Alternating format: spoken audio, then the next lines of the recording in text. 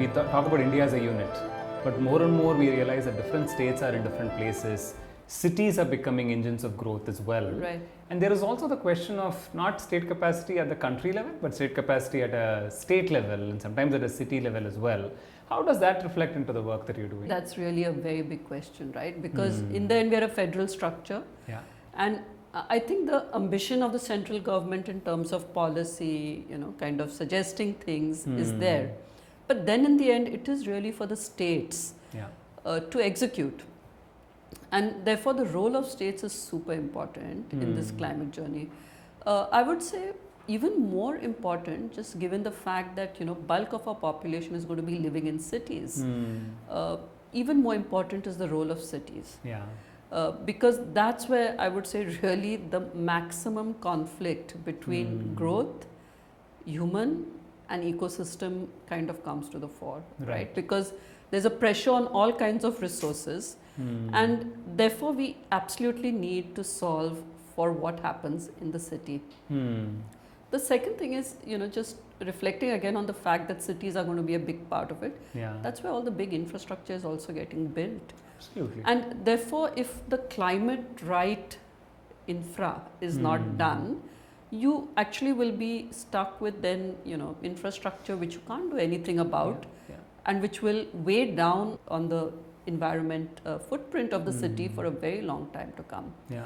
And therefore, what happens with cities is as important as what happens with states. I'm kind of encouraged, we saw work which was being done, for example, by the Mumbai Municipal Corporation, where they actually started looking at climate budgeting. Right. Trying to see what footprint every part of the budget really had for climate. Also encouraged by things we've seen in Orissa, which, as you know, is a cyclone-prone state. The way they have actually introduced climate budgeting and kind of try to reflect, how resilient infrastructure at a state level should be, and how they can bounce back from, disasters like cyclones. Kerala has done something similar. So I think the idea is as states also evolve, I think very important to see how they execute on it. Right. The last thing I might say is that while there's finance available globally for these things, it's not easy to access.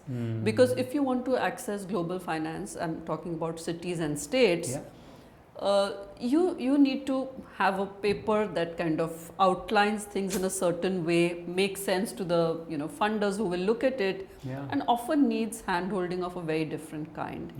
And I've seen philanthropic capital come into areas like that to really also help cities and states design better project plans to build such green infrastructure. The last thing I'll say is, I remember last year or the year before that, I was present in one of the convenings the Mumbai municipality did, where they'd actually called people from municipalities, from other cities to talk about climate budgeting. And I must say I was very pleasantly surprised by the enthusiasm with which people from across different municipalities were responding to something like this. So I think it's about taking best practices and elevating them, getting them into bigger rooms. And I think we need to do more of it and do it fast. Yeah, and I think just building on your point, for me, infrastructure is such an irreversible choice. Yeah. You build it, it's hopefully it's going to stay for 20, 30 years, and 20, 30 years is a lifetime in our current context. True. And, recently I was working with one of our clients that we are working with, and we clearly saw the difference in the tier 1 cities, like the Mumbais and the Bangalores of the world, which, maybe are not doing enough, but there is an ecosystem around them. Then you look at the Jalandhars of the world, the Ludhianas of the world that are building, and they're building fast, Exactly. These cities are becoming larger as we see them and sort of self-organizing in sort of suboptimal structures where some of these conversations are still not there, and the capacity at the city level or the urban level, urban municipality level to be able to take it is still very, very low, and often it requires a state plus city approach, So the point that you're making about building their capacity to even attract the capital to solve for this, build the vision for it, build the coalition around them, I think is very, very important. Yeah.